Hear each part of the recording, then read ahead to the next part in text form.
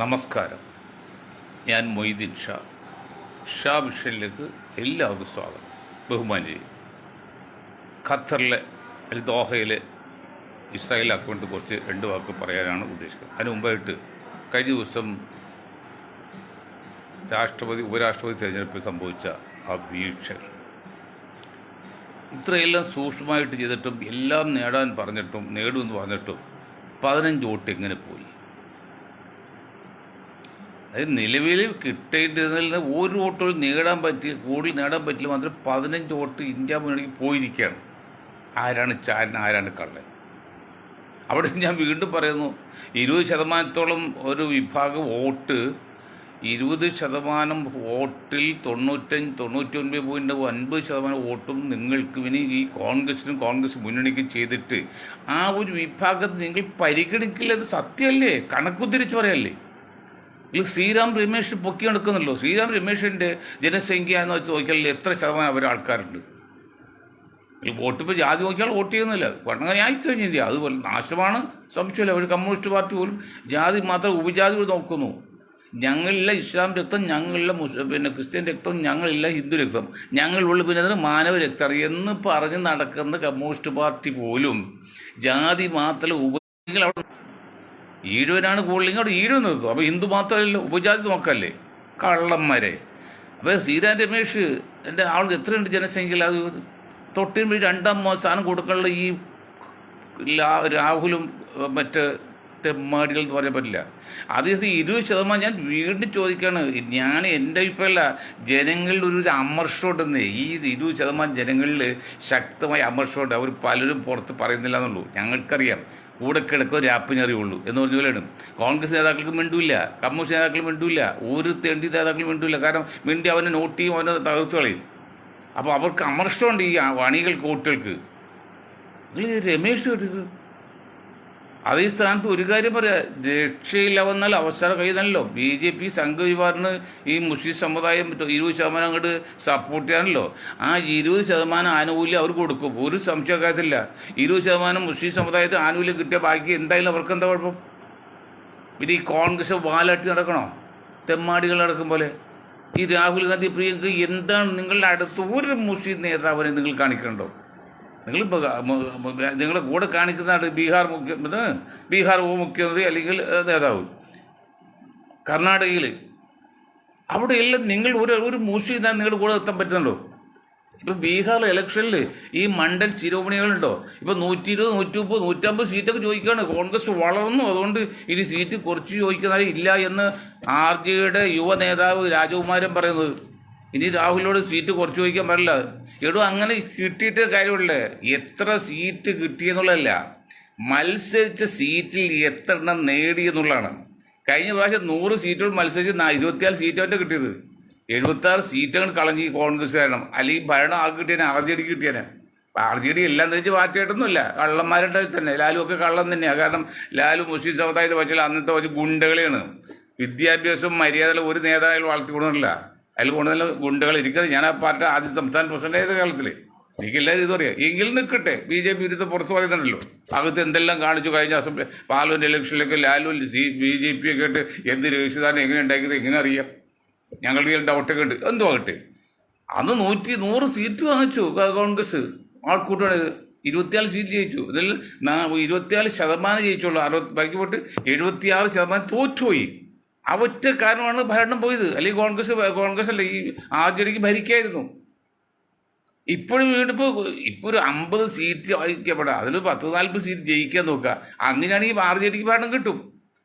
കോൺഗ്രസ് സമ്മതിക്കില്ലെന്ന് മാത്രമല്ല, ഈ ബുദ്ധിശൂന്യ RJD ആളുണ്ടല്ലോ കൊടുക്കുകയോ ദൈവമാണ്. രാഹുൽ ദൈവമാണ്. ദൈവത്തെ എത്ര സീറ്റ് എടുത്തോ? സഭ ഗുണസഭ. അല്പം സങ്കടം. കാര്യം മനസ്സിലാക്കുന്നത് എന്നെപ്പോലുള്ള രാഷ്ട്രീയ പാരമ്പര്യം പരിചയമുള്ള വലിയ ദുരുദ്ദേശമില്ലാത്തവർക്ക് വലിയ വിഷമമുണ്ട് ഈ വൃത്തികൾ കാണിക്കുമ്പോൾ. എല്ലാം കൊട്ടിഘോഷിച്ച് ആന്ധ്രക്കാരൻ ക്രിസ്ത്യാനി വെച്ച് സുപ്രീം കോടതി ജഡ്ജി അത് പറഞ്ഞ് ആന്ധ്രയിൽ മുഴുവൻ ക്രിസ്ത്യാനി ആയിട്ടുണ്ട്. അങ്ങനെ ചെയ്യുന്ന വെച്ചിട്ട് 15 വോട്ട് പുറത്തേക്ക് പോയില്ലേ? ആരും വോട്ടായിരുന്നത്?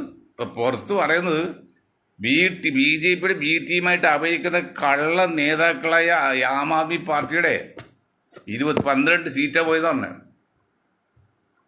ഒരു സീറ്റ് BSPയുടെ, ഒരു സ്വതന്ത്രനും, പിന്നെ ഒരു ജാർഖണ്ഡ് മോർച്ചയുടെ വേറെ റിപ്പോർട്ട്. അതുകൂടെ ശിവസേനയുടെ മൂന്നാല് വോട്ടുകൾ മാറിയെന്ന് പറഞ്ഞിട്ട് എങ്കിലും ആം ആദ്മി പാർട്ടി 12 സീറ്റ് പോയത് ഉറപ്പാണ്. അങ്ങനെ BJP ഒക്കെ പാർട്ടി, ആം ആദ്മി പാർട്ടിയുടെ ഒരു കേരളത്തിൽ ഒരു നേതാവുണ്ട്, ഒരു മുസ്ലിം, വലിയ മർദ്ദമായിട്ടാണ് ചാടി ആം ആദ്മി പാർട്ടി ചേർത്ത്. ഞങ്ങൾക്കറിയാം കോൺഗ്രസ് താഴെ ഇറക്കാൻ വേണ്ടി BJP ആയിട്ട് ഒത്തുകളിച്ച് ആ ഉറക്കുന്ന നേതാവില്ലേ, ആ ഉറക്കും നേതാവിനെ മുന്നിൽ നിർത്തിവിട്ട് കളിച്ചുകൂടെ ഈ കളച്ചാൽ ഈ ധിക്കാരിയാണ്, RSSകാരനാണ്, സംഘപരിവാറാണ് അവൻ്റെ മനസ്സിലുള്ളത്. ഇപ്പോഴത്തെ ആം ആദ്മി അവര് ഞങ്ങൾക്ക് ശക്തമായൊരു ബലമായൊരു സംശയം, ഞങ്ങളുടെ റിപ്പോർട്ട് രഹസ്യാന്വേഷണം പറഞ്ഞറിയോ, കഴിഞ്ഞ ഡൽഹിയിലെ ഇലക്ഷനിൽ രാഹുൽ ഗാന്ധിയും ആം ആദ്മി പാർട്ടിയും കാലുവാരി BJP ജയിപ്പിക്കാൻ സാഹചര്യം ഉണ്ടാക്കിയൊരു സംശയം പറയുന്നുണ്ട്. അവർക്ക് BJP തോൽപ്പിക്കാൻ രക്ഷയ്ക്കൽ ഈ രണ്ട് കള്ളന്മാർക്ക്, കള്ളന്മാരെന്ന് പറയാം, ഞാൻ തല്ലിക്കൊന്നാലും വേണ്ട, ഈ രാഹുൽ ഗാന്ധിക്കും ഈ മറ്റേ ആ മോനും ആം ആദ്മി നേതാവിന് യോജിച്ച് മത്സരിക്കാൻ പറയുന്നോ, പരസ്പരം ധാരണ എത്താൻ പറയുന്നോ, എനിക്ക് ഉറപ്പില്ലുണ്ട്. രാജ്യം എത്തിയില്ല. അതിനു മുൻപ് ഇന്നലെ പറഞ്ഞ പോലെ വികാരം കൊണ്ടെങ്കിലും പറയാതിരിക്കും. ഇന്നലെ പറഞ്ഞ പോലെ ഷീല ദീക്ഷിത് ഏഷ്യാഡ് കാര്യത്തിൽ 10 രൂപ വരെയുള്ള 1000 രൂപയ്ക്ക് ബില്ലുണ്ടാക്കി കോടികൾ കട്ടെടുത്തിട്ട് അവസാനം അവള് BJP ഭരണം ഏൽപ്പിച്ചുകൊണ്ട് അവൾ മുങ്ങി. ഞാൻ അവൾ തന്നെ പറയുന്നത്, അവിടെ യാതൊരു മതേത് നോക്കിയില്ല. അവർക്ക് സവർണ മേധാ ബ്രാഹ്മൺ സ്ത്രീകൾക്ക്, അവർക്ക് ആ സവർണന്മാർക്കല്ല കൂട്ടിവെക്കാൻ പറ്റില്ല. അവർ മനസ്സ് അങ്ങനെയാണ്, അവർക്ക് മറന്നു നിൽക്കാൻ പറ്റില്ല. അവിടെ ഭരണം BJP ഏൽപ്പിച്ചില്ലേ, അവിടെ തെറ്റിദ്ധരിച്ച് ആം ആദ്മി പോകേണ്ടത്. അവസാനം ആം ആദ്മി പാർട്ടി അകത്തിട്ട് BJP അകത്തിട്ട് വേണ്ട, ഒരു വലിയ വൈരാഗ്യം, ഒരു വൈരാഗ്യമല്ല, അതൊക്കെ വേറെ നമ്പറായിരുന്നു. അവസാനം രാഹുൽ ഗാന്ധിയും, നിങ്ങൾ വല്ല മനസ്സിലാകേണ്ട കോൺഗ്രസ് നേതാക്കളെ, അവസാനം രാഹുൽ ഗാന്ധിയും ഈ ആം ആദ്മി പാർട്ടി ഒത്തുകളിച്ച് BJP ഏകണ്ഠമായി ജയിപ്പിച്ചെടുത്ത്. അല്ലെങ്കിൽ സത്യമല്ലേ, അല്ലെങ്കിൽ ഈ രാഹുൽ ഗാന്ധിയും ആം ആദ്മി പാർട്ടി നേതാവ് ധാരണ എത്തിയിട്ട് ഒരു മുന്നണി ഉണ്ടാക്കി മത്സരിക്കില്ലേ? ഈ മുന്നണി ഇല്ലെങ്കിൽ സീറ്റുകൾ തമ്മിൽ അഡ്ജസ്റ്റ് ചെയ്യല്ലോ, അത് എന്താവുമല്ലോ, അഡ്ജസ്റ്റ് പറയും. അതുപോലെ ചെയ്തില്ല. അതിനർത്ഥം BJP ജയിക്കിട്ട് തന്നെയാണ്. ഈ രാഹുലിന്റെ ഉദ്ദേശം അത് തന്നെയായിരുന്നു, ഈ ആം ആദ്മി ഉദ്ദേശമാണ്. എന്നിട്ട് ഇപ്പോൾ രാഹുലിന്റെ ദൈവമായിട്ട് കണ്ടുകൊണ്ട് ഇവിടെ മുസ്ലിങ്ങൾ 99% മുസ്ലിങ്ങൾ രാഹുലിനും പുറകെ നടക്കട്ടല്ലോ. ഇപ്പൊ തങ്ങളുടെ അടുത്ത് വന്നിട്ട് പ്രിയങ്ക വന്ന്, അത് ഉദ്ഘാടനം വന്നില്ല, ഉദ്ഘാടനം 10 വാർത്ത വരും, അത് സമ്മതിക്കില്ല. അത് കഴിഞ്ഞ് പേഴ്സണൽ മീറ്റിംഗ് വന്ന്, പേഴ്സണൽ മീറ്റിംഗ് എന്നാൽ കഴിച്ച ഒരു ദിവസമായിട്ട് വന്ന് ഓഫീസ് സന്ദർശിച്ചു. ആ ഓഫീസ് സന്ദർശിച്ച് മുസ്ലിം ലീഗ് ബോർഡ് വയ്ക്കുക സമ്മതിക്കണ്ടോ? ഞാമല്ലേ നമ്മുടെ ഇബ്രാഹിം സുലൈമാൻ സേട്ടു ലീഗുകാരെ നിങ്ങൾ മനസ്സിലാക്കി, ബുദ്ധിയുടെ അംശമുണ്ട്. ഇബ്രാഹിം സുലൈമാൻ സേട്ട് ഇന്ത്യൻ യൂണിയൻ മുസ്ലിം ലീഗ്, അതിനേക്കാൾ പ്രധാനമാണ് എല്ലാവരും ചേർന്ന് മുസ്ലിം ലീഗിന്റെ പ്രസിഡന്റ് ആയിരിക്കുമ്പോൾ ഡൽഹിയിൽ യോഗം വെച്ചു. അന്ന് രാജീവ് ഗാന്ധിയാണ് പ്രധാനമന്ത്രി, രാജീവ് ഗാന്ധി.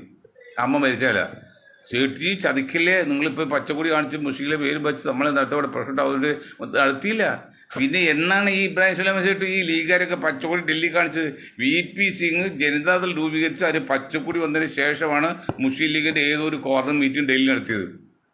ഇതൊക്കെ അറിയാവുന്നിട്ടും എന്നിട്ട് ഒരു പേര് മാറ്റുന്നുണ്ടോ? കോൺഗ്രസ് പറയുന്നുണ്ടോ? ഇവിടുത്തെ സതീശൻ പറയുന്നുണ്ടോ?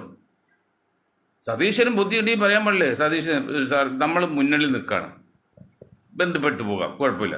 നിങ്ങളെ മുസ്ലിം എന്ന പേര് ജാതി പേര് മാറ്റിയിട്ട് ഒരു ദേശീയ താലത്ത് നമുക്ക് ഒരുമിച്ച് പോകാം എന്ന് പറഞ്ഞാൽ കേൾക്കും. കുഞ്ഞാക്കയോട് പറഞ്ഞാൽ കുഞ്ഞാക്ക കേൾക്കും, കുഞ്ഞാക്ക കേൾക്കും. എന്ന് പറയില്ല. പറഞ്ഞാൽ ഈ കുഞ്ഞാക്കായി പാർട്ടി വളർന്നു. അങ്ങനെ സമുദായത്തെ വളരെ സമ്മതിക്കില്ല. കയറില്ലാതെ ഈ സമുദായത്തെ കോൺഗ്രസ് വർഷങ്ങളായിട്ട് കെട്ടിയിരിക്കുക. എൻ്റെ ഒരു കാര്യം കൂടി പറയാം കോൺഗ്രസിനെ കുറിച്ച്. കോൺഗ്രസിന്റെ കാലത്താണ് 1 ലക്ഷത്തിൽ പേര് വർഗീയ ലേലല്ലേ, ഇത് 4 കോടി ജനങ്ങൾ കശാപ്പ്, അല്ലെങ്കിൽ 90% മുസ്ലിങ്ങളായത്, ബാക്കി 10% ദളിതുള്ളൂ. അന്നൊന്നും BJP നേരിട്ട് ഭരണത്തിലുള്ള BJP ഇല്ല, അന്ന് കോൺഗ്രസ് മാത്രമേ ഉള്ളൂ. പക്ഷെ അന്നും കോൺഗ്രസ് ഒരു വിഭാഗം സംഘപരിവാറാണ്, അനുഭാവികളാണ്. ഓരോ സമയത്തും UP VP സിംഗ് മുഖ്യമന്ത്രി ആയിരിക്കുമ്പോൾ അവിടെ ആളുകൾ ഉണ്ടാക്കിയ പുറകിലാരായിരുന്നു അറിയാലോ. 1 ലക്ഷത്തോളം ചെറുത് വലുതായ ലീഗുകൾ 4 കോടി ജനങ്ങൾ കശാപ്പ് കിട്ടിട്ടതേ. അപ്പോൾ BJP മാത്രമല്ല കുറ്റം, BJPയിലേക്ക് മാത്രമല്ല കുഴപ്പം, പിന്നെ കുറച്ച് കുറവ് BJP ഇരിക്കാത്ത അവർക്ക് പിന്നെ ലീഗുകൾ ഉണ്ടാക്കുന്ന കാര്യം അവരെല്ലാം അധികാരം കിട്ടിയല്ലോ. അപ്പം അതുകൊണ്ട് നിങ്ങൾ ഇങ്ങനെ ചക്രശ്വാസം വലിപ്പിച്ച് മുസ്ലിം ലീഗ് അല്ല മുസ്ലിം സമുദായത്തെ നിങ്ങൾ ഒറ്റപ്പെടുത്താൻ നോക്കിയാൽ ഈ മുസ്ലിം സമുദായം അറ്റത്ത് കയ്യിൽ സംഘ് പരിവാറിന് അല്ലെങ്കിൽ തന്നെ ചർച്ച നടക്കുന്നുണ്ട്. സംഘ് പരിവാർ പിന്തുണത്താണല്ലോ, അവരൊരു ഡിമാൻഡ് വയ്ക്കും. എന്താ ഡിമാൻഡ്? ഞങ്ങൾ ജനസംഖ്യക്ക് ആനുപാതികമുള്ള ആനുകൂല്യം വേണം, അതൊരു കൊടുക്കും. അപ്പോൾ 20% താഴെ കൊടുത്താൽ പോരെ, ബാക്കി 80% എടുക്കാവല്ലേ? അതാണ് അവർ ഉദ്ദേശിക്കുന്നത്. ഇപ്പം മുസ്ലിം ലീഗിനെ ഡൽഹിയിൽ ഓഫീസ് കൊടുക്കാനൊക്കെ പറിച്ച് മുസ്ലിം ലീഗ് മുസ്ലിം പേരും പറഞ്ഞ് ഡൽഹിയിലേക്കാണ് ഇറങ്ങിക്കഴിഞ്ഞല്ലോ, ആ 20% 8% അവിടെ മുഴുവൻ കൂൾക്കോട്ടെ, ബാക്കി അപ്പോൾ 82% കിട്ടൂലോ. അതാണ് BJP ആഗ്രഹിക്കുന്നത്, സംഘപരിവാർ ആഗ്രഹിക്കുന്നു. അത് മനസ്സിലാക്കി മുസ്ലിങ്ങൾക്ക് മനസ്സിലാകുന്നുണ്ടോ? അപ്പോൾ ഇവിടെ SDPI അല്ലെങ്കിൽ ജാതി തീവ്രവാദ പ്രസ്ഥാനം തീവ്രവാദ പ്രസ്ഥാനം മുസ്ലിങ്ങൾ മാക്സിമം 20% ഉള്ളൂ. 20% മുസ്ലിങ്ങൾ സംഘടിച്ചുകൊണ്ട് നിങ്ങൾക്ക് ഇവിടെ മുന്നെടുക്കാൻ പറ്റുമോ? ലോകത്ത് ഏതെങ്കിലും രാജ്യത്ത് ന്യൂനപക്ഷങ്ങൾ അധികാരത്തിൽ കയറിയുണ്ടോ? സാധിക്കില്ലല്ലോ. അത് ഇമ്പോസിബിൾ അല്ലേ? അത് മനഃശാസ്ത്രമല്ലേ, ഫിലോസഫി അല്ലേ? അപ്പോൾ ഇതാണ് ദേശീയ ധാരയിൽ നിന്നുകൊണ്ട് ഒട്ടേനും പിടിച്ചവർക്ക് സമരം ഉണ്ടാക്കി സംഘപരിവാർ എതിർത്ത് അവർ വളർത്തല്ല. സംഘപരിവാർ നിങ്ങൾ നേരിട്ട് എതിർത്താൽ നിങ്ങൾ നശിക്കുക, അവർ വളരുള്ളൂ. അതിന് ഞങ്ങൾ അവസരം കൊടുക്കില്ല. അങ്ങനെ ഞങ്ങൾ സംഘപരിവാറിനെ നേരിട്ട് എതിർത്ത് അവർ വളർത്തുക ഞങ്ങൾ സമ്മതിക്കില്ല. ഞങ്ങൾ ഇതിൻഷാല്ല, ഞങ്ങൾ ജനതാദൾ നാഷണലിസ്റ്റ് ആ പാർട്ടി സമ്മതിക്കില്ല. ഞങ്ങൾ വിമർശിക്കും, എതിർക്കുകയും ചെയ്യും. പക്ഷെ അത് വളരാനുള്ള അവസരം കൊടുക്കാമല്ല. ഇപ്പോൾ SDP അല്ലെങ്കിൽ VDP അല്ലെങ്കിൽ മറ്റേ ഫണ്ട് പോപ്പുലർ ഫണ്ട് അത് നിരോധിച്ചിരിക്കുകയാണ്. ഇവർക്ക് അങ്ങനെ വ്യക്തികളായിട്ട് പേരും പറഞ്ഞ് വരുമ്പോൾ അതിനകത്ത് ഭൂരിപക്ഷ സമുദായം വർഗീയ സംഘടന വളരുള്ളൂ. അതാണ് അവർ ഉദ്ദേശിക്കുന്നത്. കോൺഗ്രസ് തെമ്മാഴത്തില്ല ഞാൻ പറഞ്ഞ് നിങ്ങൾക്ക് മനസ്സിലാകുന്നില്ലേ? ഞാൻ ഇത് പറയുമ്പോൾ നിങ്ങൾ പറയും നിങ്ങൾ വാദിക്ക് വേണ്ടി വാദിക്കുന്നു, അല്ലെങ്കിൽ ലീഗിനെ എതിർക്കുന്നു, കോൺഗ്രസ് എതിർക്കുന്നു. നമ്മൾ എതിർക്കുന്നില്ലെന്നേ, തുല്യ നീതി ലഭിക്കണ്ടേ? ഒരു പന്നിൽ 2 വിളമ്പുണ്ടോ? 20% ഒരാളിൽ നിങ്ങൾ 4ാമത്തെ 5ാമത്തെ ആളുകൾ ഒരാളിൽ വയ്ക്കുമല്ലേ? ഞാനിതിങ്ങനെ പറയാൻ കാരണം നിരന്തരമായിട്ട് ഈ പാർട്ടിയിൽ നിന്ന് അല്ലെങ്കിൽ ഈ സമുദായത്തിൽ നിന്ന് ഞങ്ങൾ ചോദ്യം ചെയ്യാണ്. നിങ്ങൾ എന്ത് മിതവാദി, എന്ത് ദേശീയവാദിയാണ്? എവിടെ അതിനെ കൊടുക്കുന്നത്? ഇവിടെ ജയറാം രമേശ് മറ്റത് ഞാൻ അവർക്കൊന്നും അവസ്ഥ കൊടുക്കേണ്ടതല്ല. അവർക്ക് കൊടുക്കും പോലെ 1, 1.5, 1% ആൾക്കാരെ കൊടുക്കുന്ന പോലെ നിങ്ങൾ 20% കൊടുക്കണ്ടേ? ഈ രാഹുൽ ഗാന്ധിയുടെ യാത്ര മധ്യ ഏതെങ്കിലും അറിയപ്പെടുന്ന നേതാവ് മുസ്ലിം സമുദായം ഈ 20% ഉണ്ടോ? 2% നിങ്ങളുണ്ടല്ലോ, 8-10 പേരുണ്ട്. മറ്റ് 2% ബ്രാഹ്മിൻസുണ്ട്. അതേസമയത്ത് അവർക്ക് ഹിന്ദുക്കൾ എന്ന് പറയുന്നത് അതേപോലെ ബ്രാഹ്മിൻസ് മുഴുവൻ ചാൻസ് കൊടുത്തു. ബ്രാഹ്മിൻസ് കൊടുക്കാത്ത 2% ബ്രാഹ്മിൻസോട് മുന്നിൽ നിർത്തി രക്ഷപ്പെടില്ല. കാരണം നമ്മുടെ മരിച്ചുപോയ പ്രധാനമന്ത്രിയിൽ അദ്ദേഹം പ്രധാനമന്ത്രി സായിപ്പ് ജയിച്ചെടുക്കണമല്ലോ പാർലമെന്റിൽ നിന്ന്. എന്ത് പാടുപെട്ട് ഒരു ബ്രാഹ്മണനെ ജയിപ്പിച്ചെടുക്കാൻ വലിയ പ്രയാസമാണ്. അതുകൊണ്ട് പാർട്ടി അറിയുകൊണ്ട് പരമാവധി സീറ്റ് കൊടുക്കൂല, ജയിപ്പിച്ചെടുക്കണ്ടേ? എല്ലാ ഹിന്ദു ആണെങ്കിൽ അവർക്ക് പിന്നെ അങ്ങനെ ചിന്തിക്കുന്നത്. അപ്പോൾ ഹിന്ദു മാത്രമല്ല ഉപജാതി നോക്കുന്നുണ്ട്. അങ്ങനെ സംഭവിച്ചു പോയി. കോൺഗ്രസിനോട് ചോദിക്കുന്നത്, ഈ രാഹുലിനോട് ചോദിക്കുന്നത്, നിങ്ങൾ കാണിക്കുന്നത് ബുദ്ധിമോശമാണെന്ന്, മണ്ടത്തിലാണെന്ന് കാണുന്നത് പ്രിയങ്ക രാഹുലും.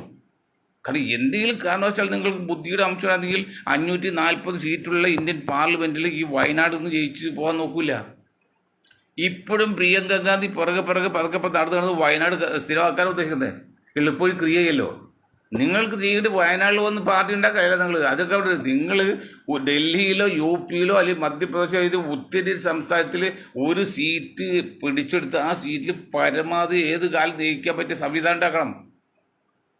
അതല്ല പ്രിയങ്ക നോക്കുന്ന സ്വസ്ഥമായിട്ട് വയനാടുള്ളത് കാര്യം. ഇനി എൻ്റെ കാര്യം പറയാം, അടിയന്തരാവസ്ഥയിൽ ചിലവ് പറഞ്ഞേ ഭയമുള്ളവരെ എനിക്കിട്ടും വന്നെന്ന് തോന്നുന്നു. ഭയമുള്ളവർ എനിക്കിട്ട് വന്നപ്പോൾ എൻ്റെ ഭയം മാറുമല്ലോ. അതുപോലെയാണ് അവർ സുരക്ഷ സീറ്റുണ്ട് വയനാട്. ഏത് സീറ്റിൽ എന്നത്തെ സാഹചര്യം 100 വർഷം മനസ്സിലാച്ചാൽ ഈ നിലക്ക് കോൺഗ്രസിൻ്റെ സ്ഥാനാർത്ഥി ജയിക്കും. അവിടെ സുരക്ഷയായി. പ്രിയങ്ക അങ്ങനെ ഒരു സീറ്റ് ജയിച്ചാൽ മതി. നിങ്ങൾ 270 സീറ്റ് കിട്ടണ്ടേ? അത് പറഞ്ഞു കൊടുക്കാൻ ഈ രാഹുൽ ഗാന്ധി ഉപദേശിക്കാൻ ഈ KC വേണുപോലെ ഒരു നെറികെട്ട കോൺഗ്രസ് അറിയില്ലല്ലോ. ഞാൻ പറയാൻ മണ്ടത്തരം കാണിച്ചിട്ടാണ്. അല്ല, എനിക്ക് കോൺഗ്രസ് വിരോധമൊന്നുമില്ല, കോൺഗ്രസ് നയിക്കാനും പാടില്ല.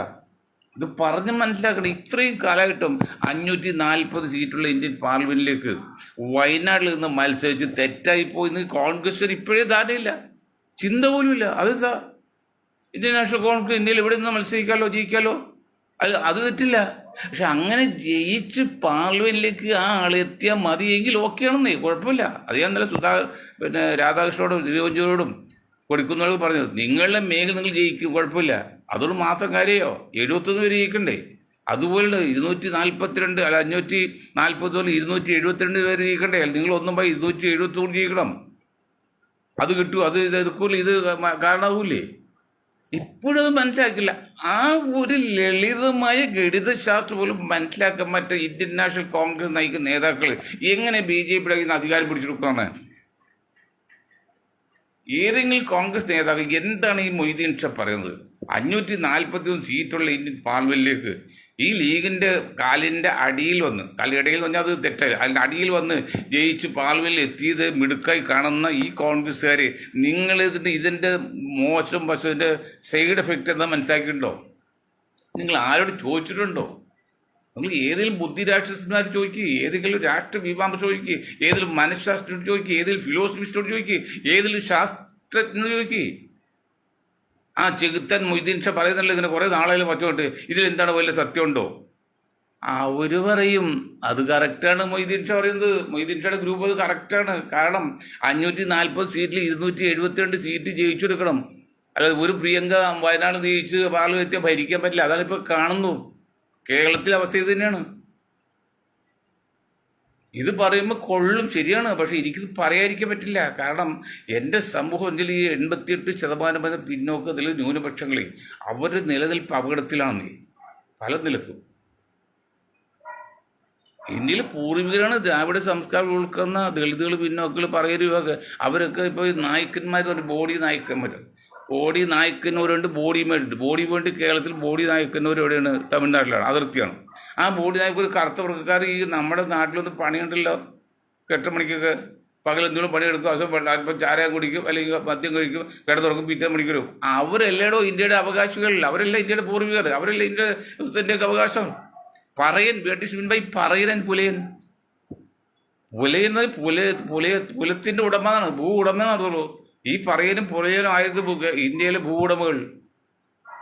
അതിന് പറയുന്ന വെച്ചാൽ കളിയാക്കാണ്. അത് ഞാൻ കല്ലറ സുകുമാരനോട് ഒരിക്കൽ പറഞ്ഞത്, സുകുമാർജി നിങ്ങളെങ്കിലും പറയൂ കല്ലറ സുകുമാരൻ പുലയനെന്ന്.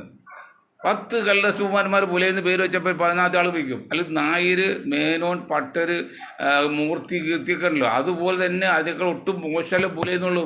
പുലയൻ മീനിങ് പുലത്തിന്റെ ഉടമ എന്നുള്ളൂ, ഭൂ ഉടമ അർത്ഥമുള്ളൂ മലയാളം. ഇപ്പോൾ ഹലാൽ എന്ന് പറഞ്ഞപ്പോൾ എന്താണ്? ശുദ്ധമായി നടത്തുള്ളൂ, അല്ലാതെ അതിൽ ഹിന്ദു വിരോധം ഒന്നും അവരില്ല. അത് മനസ്സിലാക്കാത്തതുകൊണ്ടാണ്. അങ്ങനെ വരുമ്പോൾ ഈ രാഹുൽ ഗാന്ധി കാണിച്ച ബുദ്ധി മോശമല്ലേ? പക്ഷെ അത് ഇതേവർക്ക് മനസ്സിലായിട്ടില്ലെങ്കിൽ, അത് പ്രതിവിധി കണ്ടുപിടിക്കുന്നില്ല പോട്ടെ, അത് തെറ്റായി പോയെന്ന് ആയെന്നോ മനസ്സിലായില്ലെങ്കിൽ നിങ്ങൾ എങ്ങനെ ഇന്ത്യൻ രാഷ്ട്രീയത്തിൽ നേടും, ഭരണം പിടിച്ചെടുക്കും? അടുത്ത് ബീഹാർ നോക്കൂ, അപകടത്തിലേക്ക് പോകുന്നത്. 100, 150, 120 സീറ്റ് ഇപ്പോൾ രാഹുൽ കൊടുക്കും, ഒരു 10, 15 സീറ്റ് ജയിക്കും, അവസാനം ഭരണത്തെ BJP കൊണ്ടുപോകും. സംഭവിക്കാൻ പോകുന്ന ഇപ്പം അത്. അല്ലെങ്കിൽ കൊട്ടി ഘോഷിച്ച് വലിയ യുക്തിയാണ്. ചില ചാനലിലൊക്കെ ചില ആൾക്കാർ രാഹുലിൻ്റെ അപാര ബുദ്ധി, നമ്മൾ എന്താണ് കോൺഗ്രസ് പാർട്ടിയുടെ അപാര ബുദ്ധി റെഡ്ഡി നിർത്തിയത്. എന്നിട്ട് എവിടെ കിട്ടിയുടെ അപാര ബുദ്ധി? ഒരു വോട്ടുകൾ നിങ്ങൾ പിടിച്ചെടുക്കാൻ പറ്റുമോ? 15 വോട്ടുകൾ പോയില്ലേ? അപ്പോൾ നിങ്ങൾ രാഹുലിനെ പോയി പറഞ്ഞ് നിങ്ങൾ നന്നാക്കാനും രാഹുൽ നന്നാക്കാനല്ല, നിങ്ങൾ നശിപ്പിക്കാനാണത്. ഞങ്ങൾ രാഹുലിനോട് സ്നേഹം ഉണ്ടായില്ല, കോൺഗ്രസ് സ്നേഹം ഉണ്ടായിട്ട് ഞങ്ങൾ ഈ പറയുന്നത്. പഠിക്കുന്ന കുട്ടി അധ്യാപനം തല്ലും, അതിനടുത്ത് അധ്യാപന കുട്ടിയോട് സ്നേഹമില്ലെന്നല്ല, കുട്ടി കൂടുതൽ നന്നാകാൻ വേണ്ടിയാ. അപ്പം ഞങ്ങൾ പറയുന്നത് ആത്മാർത്ഥമായിട്ട് പറഞ്ഞത് രാഹുലിനോട് ഇഷ്ടമുണ്ടായിട്ടില്ല, രാഹുൽ കുറച്ച് നന്നാകാൻ വേണ്ടിയാ. നിങ്ങൾ രാഹുലിനെ പോയി പറഞ്ഞത് അത് നന്നാക്കാനല്ല, അത് നശിപ്പിക്കാനാ. ഞാൻ പറഞ്ഞ ഒരു ബസ് ഓടി വന്ന വഴിക്ക് ഒരു കൊച്ചു തുണിക്ക് കാണിച്ച് വേഗം അയാൾ ഇറങ്ങി വണ്ടി നിർത്തി 10 വെച്ചെടുത്ത് കൊടുത്ത്, ഓക്കെ മോനെ എന്ന് പറയും. അയാൾ നന്നാക്കാനില്ല, അവൻ അടുത്ത ബസ്സുകാർ കാണിച്ചു, അവൻ്റെ കണ്ടക്ടർ ഇറങ്ങിയിട്ട് നല്ല പോടാണ് പൊടി. അതുപോലെയാണ് നിങ്ങളിപ്പോൾ രാഹുലിനെ പോയി പറഞ്ഞ് നിങ്ങൾ രാഹുലിനെ കോൺഗ്രസ് നന്നാക്കാനല്ലെന്നേ. നിങ്ങൾക്ക് രാഹുലിന് മുമ്പിൽ ആളാകണം, പക്ഷേ കോൺഗ്രസ് നന്നാക്കാനല്ല നിങ്ങൾ കോൺഗ്രസ് നന്നാക്കാൻ ഉദ്ദേശമെങ്കിൽ രാഹുൽ പറ്റ ഓരോ ചുവടുപിഴപ്പും അല്ലെങ്കിൽ ഓരോ തെറ്റും ചൂണ്ടിക്കാണിച്ച് അത് തിരുത്താൻ ശ്രമിക്കണം, പഠിപ്പിക്കണം. അതില്ല, അവിടെ കാണുന്നത് ഇരുട്ടിന് വോട്ടടിച്ച് നടക്കില്ല. രാഷ്ട്രീയം ഒന്നും നിസ്സാര കാര്യമല്ല, അത് ഒരുപടി വിരുദ്ധ അതാണ് കാര്യങ്ങളാണ്. ഡ്യൂട്ടിക്ക് തന്നുകൊള്ളാണ് അത്ര വേണം. അടുപ്പം അങ്ങനെയില്ലേ. ഞാൻ എൻ്റെ വിഷയത്തിലേക്ക് കിടക്കാണ്. നമ്മുടെ ഇന്നത്തെ വിഷയം അടുത്തീരാണ്. അപ്പോൾ ഇന്നലെ വികാരം കൊണ്ട് ഞാൻ പറഞ്ഞതേ ഉള്ളൂ. ഈ വിഷയം ദോഹയിൽ അല്ലെങ്കിൽ ഇസ്രായേലിൻ്റെ വ്യോമാക്രമണം. എൻ്റെ അറബികളെ ഞാൻ കഴിഞ്ഞ ദിവസം പറഞ്ഞില്ലേ, 1425 വർഷം ഈ മണ്ടൻ കാട്ടറബികൾ ഒന്നും ചെയ്തില്ല. 1945 രണ്ടാം ലോക മഹായുദ്ധത്തിന് ശേഷമാണ് സൗദി അറേബ്യ എന്തെങ്കിലും ഒന്ന് വികസിക്കാൻ തുടങ്ങി. അതുവരെ വെറും കാട്ടറബിയായിട്ട് നിൽക്കാതെ. അതെന്താ കുറ്റം പറയാനുള്ളത്? ഇറാൻ്റെ അണുനില നശിപ്പിക്കാൻ വേണ്ടി ഇസ്രായേൽ സൗദി അറേബ്യ വിമാനത്തിൻ്റെ അതേ മോഡൽ പെയിൻറ് ചെയ്ത് അതേ ഭാഷ സംസാരിക്കുക അതേ ഡ്രസ്സ് ഇട്ട് വന്നതല്ലോ. ജോർദാൻ വഴിയായിട്ട് വന്നത്. അപ്പോൾ അവർ ചോദിച്ചു നിങ്ങൾ എവിടെ പോയി ചോദിച്ചു. അപ്പോൾ എന്താ പറഞ്ഞവർ? ഞങ്ങൾ പതിവ് പറക്കൽ പോകണം. സൗദി അറേബ്യയുടെ വിമാനം പതിവ് പറക്കാൻ പോലും അവർ പോയി. ആ വിമാനം പോയി ഇറാനിൽ കൊണ്ട് പോകുമ്പിട്ട് അന്ന് ഇതല്ല 10-30 വർഷം പോയി. അങ്ങനെ തെമ്മാടി രാഷ്ട്രമല്ലേ ഇസ്രായേൽ. നിങ്ങൾ മനസ്സിലാക്കണം. ഇത് ഈ അറബി രാജ്യത്തെ ജനങ്ങൾ 200 കോടി 200 രാജ്യം മനസ്സിലാക്കണം. ഉത്തര കൊറിയ നമുക്ക് നേരിട്ട് നോക്കിയാൽ കാണുന്ന ഉത്തര കൊറിയ ഒരു 2,60,00,000 ആൾക്കാരുള്ളൂ. വളരെ ചെറിയൊരു രാജ്യമാണ്.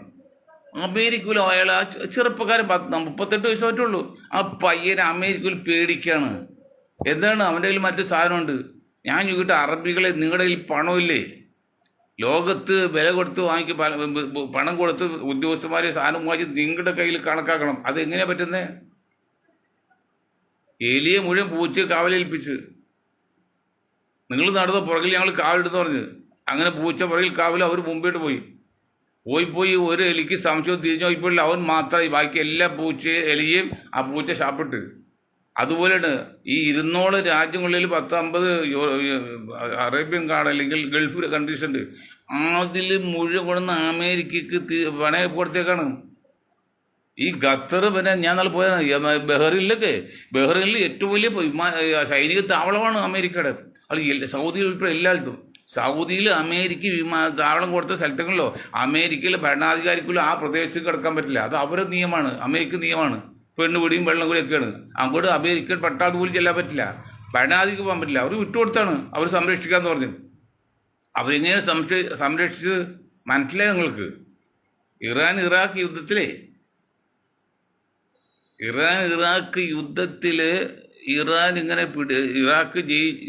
ഇറാഖ് യുദ്ധം കഴിഞ്ഞ ശേഷം പിന്നെ കഴിഞ്ഞത് ഇറാഖും പിന്നെ കുവൈത്തുമാണല്ലോ. ആ കുവൈത്തിൽ നടന്ന യുദ്ധത്തിൽ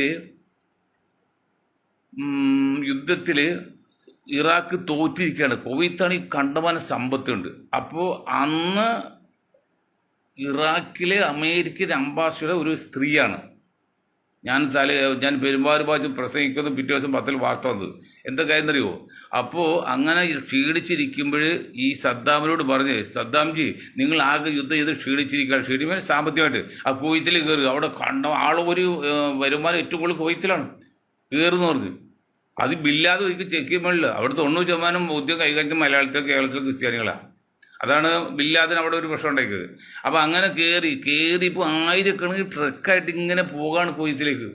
ഇത് അമേരിക്കൻ ചാര ഉപഗ്രഹം പകർത്തിയിട്ട് സൗദി അറേബ്യയിലെ ഭരണാധികാരികളെ ചെവിയിലേക്ക് കാണിക്കുകയാണ്.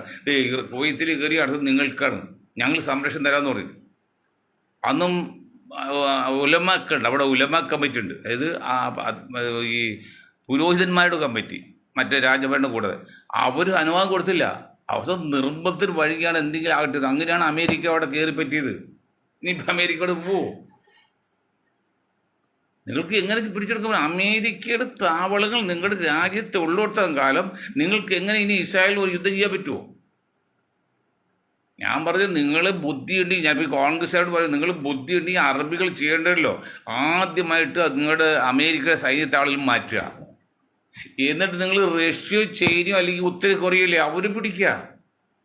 അത് നിങ്ങൾക്ക് ബുദ്ധിമുട്ടാണെങ്കിൽ ഞാൻ ഒരു കാര്യം പറയാം, നിങ്ങൾക്ക് വിശ്വാസം, നിങ്ങൾ ഇന്ത്യയെ പിടിക്കുക. ഇന്ത്യ നിസ്സാര രാജ്യമൊന്നുമില്ല. എല്ലാ ശക്തിയിലും ഇന്ത്യക്ക് ശക്തിയുള്ള രാജ്യമാണ്. നിങ്ങൾ ഇന്ത്യ എടുക്ക്. ഏത് അമേരിക്ക ചതിക്കും പോലെ ഇന്ത്യ ഒരിക്കലും നിങ്ങളെ ചതിക്കില്ല. ഒരിക്കലും നിങ്ങളെ ചതിക്കില്ല. അമേരിക്ക ഇത് വഞ്ചനയല്ലേ? സുഹൃത്ത് രാഷ്ട്രം നിന്നുകൊണ്ട് മധ്യസ്ഥരായിട്ട് നിന്നുകൊണ്ട് അവിടെ കുറച്ച് ഇസ്രായേൽ പോകാൻ വേണ്ടെങ്കിൽ അമേരിക്കയുടെ അനുവാദം ചെയ്യും, അവരനങ്ങുമോ? എന്നിട്ട് പറഞ്ഞിരുന്നു, ഇത് കാമുകിൻ്റെ കാമുകൻ വീട്ടിൽ വന്നപ്പോൾ രാത്രി വന്നു. അപ്പോഴ് അച്ഛന് കാലേജ് ചോട്ടി, അച്ഛൻ വഴക്കടയ്ക്ക് അവർ ഓടിപ്പോയി. പിറ്റേത് കാമുകി കണ്ടു. കാമുകി പറയും, ഞാൻ കണ്ണടിച്ച് കാണിച്ചില്ലേ? ഇരുട്ടത്ത് കണ്ണടിച്ച് കാണിച്ചാൽ എന്തറിയാൻ പറ്റും? അതുപോലെയാണ്, ഞങ്ങൾ അറിഞ്ഞില്ലേ, നിങ്ങളോട് പറഞ്ഞില്ലേ പറഞ്ഞിട്ട് ചെയ്തെന്ന്? എവിടെ? ഒന്നും പറഞ്ഞില്ല, തകർത്ത് കളഞ്ഞ്. അങ്ങനെ ഗൾഫ് രാജ്യങ്ങൾ ഒന്നും സുരക്ഷിതമല്ല, അമേരിക്കയുടെ കയ്യിലാണെല്ലാം. അവൻ്റെ കക്ഷത്തിലാണ് അവരിൽ തലയിരുത്തി. സൗദി രാജാവ് ഇല്ല, രാജാവിൻ്റെ ഒക്കെ തലയിരിക്കുന്നത് അമേരിക്കയുടെ കക്ഷത്തിലാണ്. അവർ സൈനിക താവളം മുഴുവൻ ഈ ഗൾഫ് കൺട്രീസിലാണ്. അല്ല, അമേരിക്ക എന്ന് പറയേണ്ട ആവശ്യമില്ല. ഒന്ന് നിങ്ങൾ പിണങ്ങി നോക്കുക, അപ്പോൾ അറിയാം അമേരിക്ക. മല്ലരും മാതാവിൻ്റെ കഥ പറയുമ്പോൾ നിങ്ങൾ അമേരിക്കയായിട്ടത് പിണങ്ങി നോക്കിയ സൗദി അറേബ്യ മറ്റു കഥ, അപ്പോൾ അറിയാം അവർ കാണിക്കുന്നതെല്ലാം. നിങ്ങൾക്ക് രക്ഷയില്ല. നിങ്ങൾ ചെയ്യേണ്ടത് ഏറ്റവും ആദ്യം ചെയ്യേണ്ടത്, നിങ്ങൾ അമേരിക്ക എല്ലാ സൈനിക താവളം ഒഴിവാക്കിയിട്ട് അവരെ മാർത്തുക. എന്ന് നിങ്ങൾക്ക് റഷ്യയുടെയും ചൈനയുടെയും പിന്നെ ഉത്തര കൊറിയയുടെയും സഹായം ചെയ്യുക. അവർ നന്നാക്കുന്നല്ല, കാരണം ഇസ്രായേൽ റഷ്യ സമ്മതിക്കില്ല, കാരണം അവർ റഷ്യ യഹൂദന്മാരാണ്. ഇസ്രായേലിന് റഷ്യ പരസ്യമായിട്ടൊന്നും ആക്രമിക്കാൻ പറയാൻ കാരണം യഹൂദന്മാരാണ് റഷ്യയെ നയിക്കുന്നത്, അമേരിക്ക നയിക്കുന്നത്. ഇവിടെ എല്ലാം അവരെ സ്വാധീനമാണ്. അത് തന്നെ അമേരിക്കക്ക് ലോകത്ത് എല്ലാ രാജ്യങ്ങളും അവരെ ആളുകൾ. ഇപ്പോൾ ബംഗ്ലാദേശ് ഇതുണ്ടായ ഇപ്പോൾ നേപ്പാളുണ്ടായി. അത് നാളെ ഇന്ത്യയിൽ ചെയ്തുവിടാന്നില്ല. അവർക്ക് അവർക്ക് എതിരാണ് നിൽക്കുകയാണെങ്കിൽ അവരത് ചെയ്യാൻ പറ്റും. അങ്ങനെ നിൽക്കുമ്പോൾ പെട്ട് രക്ഷപ്പെടാൻ പറ്റില്ല. എങ്കിലും ആദ്യമായിട്ട് അമേരിക്കയുടെ കയ്യിൽ നിന്ന് കക്ഷത്തിൽ തല മാറ്റാതെ നിങ്ങൾക്ക് ഇസ്രായേലിനെ ആക്രമിക്കാൻ പറ്റില്ല. ഇസ്രായേൽ കളിച്ച് അവസാനം സൗദി അറേബ്യയിലും മദീനയിലും കളിക്കും. അതാണ് അവർ ലക്ഷ്യം. അത്യന്തിക ലക്ഷ്യം അതാണ്. അല്ല ഈ ഗസ ഒരു അപ്പീടുള്ള സ്ഥലമില്ല, അതൊന്നും അല്ല ഒരു ലക്ഷ്യം. സൗദി അറേബ്യയും മദീനയും കൈയെടുക്കുക എന്നുള്ളതാണ് ആത്യന്തിക ലക്ഷ്യം അമേരിക്കയുടെയും ഇസ്രായേലിൻ്റെയും. അങ്ങനെ മറ്റ് യൂറോപ്പിലെ കൺട്രീസ് രാജ്യമുണ്ട്. അതൊക്കെ ലോക അവസാനത്തെ ആരംഭം കൂടിയായിരുന്നു. അത് ഇപ്പം എന്നല്ല, അതൊക്കെ നടന്നു പോകും ചിലപ്പോൾ. അപ്പോൾ അതിന് പകരമായിട്ട് നിങ്ങൾ ചെയ്യേണ്ടത് അമേരിക്കയെ ആദ്യമായിട്ടാണ് നിങ്ങളുടെ രാജ്യത്തുനിന്ന് മാറ്റിവെക്കുക. ഇപ്പോൾ സ്നേഹത്തിൽ നിന്നുകൊണ്ട് പെണുങ്ങില്ല. എന്നിട്ട് റഷ്യയുടെയും ചൈനയുടെയും സഹായം ആവശ്യം. അവിടെ കൂടെ ഉത്തര കൊറിയ വയ്ക്കുക, അവർ സഹായിക്കും ഇപ്പം കൊടുക്കാൻ അവർക്ക് ആവശ്യമാണല്ലോ. അതല്ലെങ്കിൽ നിങ്ങൾ ഇന്ത്യയായിട്ട് ഇതൊക്കെ ഉണ്ടാക്കുന്നേ. ഇന്ത്യ ഒരിക്കലും നിങ്ങൾ ചതിക്കില്ല. ഇവിടെ ചില വിവരമില്ലാത്ത RSSകാർ ലോക്കലായിട്ട് ചില കുഴപ്പമുണ്ടാക്കുന്നില്ല, അതൊന്നും അവർ വിവരമില്ലാത്തതുകൊണ്ടാണ്. അതൊന്നും അല്ല. ഇന്ത്യൻ പെട്ടളൊക്കെ നിങ്ങളെ സഹായിക്കുന്നവർ സഹായിക്കും. വിഹയ നിങ്ങൾ സഹായിക്കും, സംശയമൊന്നുമില്ല.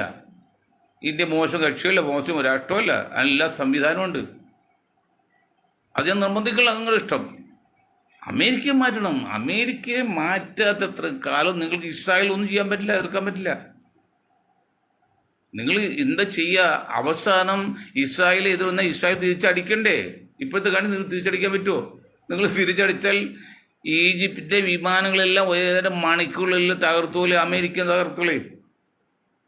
അന്ന് ഈജിപ്തിലെ പ്രധാനമന്ത്രി അൻവർ സാദത്ത്, നാസർജി മരിച്ചുപോയില്ലോ, നാസർക്ക് ശേഷം അൻവർ സാദത്തായിരുന്നു. പിന്നെ അദ്ദേഹം പറഞ്ഞാണതോ ഇസ്രായേൽ അപ്പോൾ ചെല്ലു പറഞ്ഞു, നിങ്ങൾ 10-200 രാഷ്ട്രങ്ങൾ 200 കോടി ജനങ്ങൾ എന്നിട്ട് ഈ ചൊക്കയുടെ രാജ്യത്തോട് ഈ യുദ്ധം ചെയ്തിട്ട് ജയിക്കാത്തത്. അപ്പോൾ അൻവർ സാദത്തൊരു കാര്യം പറഞ്ഞ്, ഇസ്രായേലോട് യുദ്ധം ചെയ്യാൻ ഞങ്ങൾ ധാരാളം മതി, പക്ഷെ അമേരിക്കയോട് യുദ്ധം ചെയ്യാൻ പറ്റില്ല. ഇപ്പം ചെയ്യുന്നത് അമേരിക്കയും ബ്രിട്ടനുമാണ്. അങ്ങനെയാണ് പറഞ്ഞ് രക്ഷപ്പെടുത്തത്. അതാണ് അവസ്ഥ. ഇസ്രായേൽ ചെയ്യുന്നുണ്ടെങ്കിൽ ഇതിന് പുറകിൽ കളിക്കുന്നത് ബ്രിട്ടനും അമേരിക്കയാണ്. അത് വൻ രാഷ്ട്രമല്ലേ. അവിടെ എതിർക്കുക നിങ്ങൾ അറബി രാജ്യങ്ങൾക്ക്, ഗൾഫ് കൺട്രീസ് പറ്റൂല. അതുകൊണ്ടൊക്കെ ചെയ്യുന്നത് നിങ്ങൾ ബുദ്ധിപൂർവ്വം കളിക്ക്, അല്ലെങ്കിൽ അപകടമാണ്. മനസ്സിലായില്ലേ? ഇത്രയും സന്നാഹം ഉണ്ടായിട്ട് ഇത്ര നീചമായി പ്രവൃത്തി ചെയ്തിട്ട് അതിനെതിരെ ചോദ്യം നിങ്ങൾ 200 കോടിയോളം ഉണ്ട്, 200 രാഷ്ട്രങ്ങളുണ്ടായിട്ട് നിങ്ങൾക്ക് ഒരു കുഞ്ഞിനും ധൈര്യം ഇല്ലെന്ന് പറയുമ്പോൾ നിങ്ങൾ എന്തിനാണോ നിങ്ങൾ ഈ ഭൂമത്ത് ജീവിക്കുന്നത്? ഇസ്ലാം പറഞ്ഞ്, പ്രവാചകന്റെ പേരും പറഞ്ഞ്. കാരണം നിങ്ങൾക്കൊന്നും ഇല്ലേ ദൈവങ്ങളുടെ അനുഗ്രഹം കൊടുത്ത് പട്ടിണി താഴ്ത്തി കിടന്ന സൗദി അറേബ്യ പോലുള്ള ഗൾഫ് രാജ്യങ്ങളിൽ എണ്ണ നേരത്തെ ഉള്ളതാണ്, അതോട് കാണിച്ചു കൊടുത്ത് പടച്ചോ ദൈവം. എണ്ണകൾ വന്നവരുടെ സമ്പത്ത് കൂടി വെറുതെ കിട്ടല്ലേ. സമ്പത്ത് കൂടിയോടുകൂടിയല്ലോ അലസനായി പോയി അറബികൾ സുഖിക്കുക മാത്രം. പാരീസിലും അമേരിക്കയിലും ന്യൂയോർക്കിലും പോയി പെണ്ണ് അടിക്കുക, വെള്ളം അടിക്കാതെ വേറെ അവർക്ക് ഒരു ഉദ്ദേശമില്ല. കാരണം മാസം ഒപ്പിട്ട് കൊടുത്ത കാശ് കിട്ടാണ്. അവിടെ സൗദി അറേബ്യയിൽ ഞാൻ 2 പ്രാവശ്യം പോയിട്ടുണ്ട്. അപ്പോൾ ഉള്ളപ്പോൾ അവിടെ ഇവിടുത്തെ ഈ തൊഴിലാളികാരും കൊടുക്കുക 100 രൂപട്ടെ. അതുപോലെ അവിടെ 50,000 റിയാൽ കൊടുക്കുക കൊല്ലത്തിൽ. 50,000 റിയാൽ എന്ന് പറഞ്ഞാൽ ഇന്ന് ഇവിടെ എത്രയുണ്ട്? 60 ആ 10 ലക്ഷം രൂപ വരും. അത് ആ കൊടുത്തിട്ട് തിരിച്ചടക്കണമെന്നില്ല. ഇനി എന്തെങ്കിലും തിരിച്ചടച്ചില്ല ഒരു വര വരും ആ ബുക്കിൽ, പിന്നെ കിട്ടൂല എന്നുള്ളൂ. തിരിച്ചു അടക്കണ്ട 50,000 റിയാൽ. കാരണം വെറുതെ ബാങ്കിലേക്ക് പണം വന്നുകൊണ്ടിരിക്കുകയല്ലേ. അതിങ്ങനെ കിട്ടുന്ന വരുമാനത്തിൽ 10% കിട്ടും, ബാക്കിയെല്ലാം അമേരിക്ക കൊണ്ടുപോവാണ്. എന്നത്തെ കോടിക്കണക്കാണ്. ഈ ലോക ബാങ്കിൽ നിക്ഷേപിക്കുന്ന പണത്തിന് പലിശ മാത്രം മതിയല്ലോ എത്ര ലക്ഷം രൂപ. ആ പലിശയാണ് ബൈബിൾ വച്ചെടുത്ത് കയറ്റി കേരളത്തിലൊക്കെ അമേരിക്ക, ബ്രിട്ടനും സിറിയയൊക്കെ വരുന്നത്. സിറിയല്ല, അമേരിക്ക, ബ്രിട്ടനും കൊറിയയൊക്കെ വരുന്നത്. ഒരിക്കൽ ഞാൻ പഠിച്ച സ്ഥലത്ത് Korean high from south Korea എന്ന് വെച്ചിട്ട് ബൈബിളോട് കൊണ്ടു നടത്ത് ഫ്രീ ആയിട്ട്. അതൊക്കെ ഈ ഐക്യരാഷ്ട്ര അങ്ങനെയൊക്കെ തകർത്തുകൊണ്ടിരിക്കുകയാണ്. അപ്പം ബുദ്ധിയുടെ അംശം ഉണ്ടെങ്കിൽ ഇനി അല്പമുണ്ടെങ്കിൽ അറബികൾ ചെയ്യേണ്ടത് എത്രയും പെട്ടെന്ന് അമേരിക്കയിൽ ബന്ധപ്പെടുത്താം. അതുപോലെ കോൺഗ്രസ് ചെയ്യേണ്ടത് ഈ 20% വരുന്നവർക്ക് അവർക്ക് മാന്യമായ അവർക്ക് അവകാശപ്പെട്ട അംഗീകാരം കൊടുക്കുക. ഇതില്ലെങ്കിൽ കോൺഗ്രസ് നശിക്കും, അവിടെ അറബികൾ നശിക്കും. അതാ എനിക്ക് പറയാനുള്ളൂ. ജയ് ഹിന്ദ്.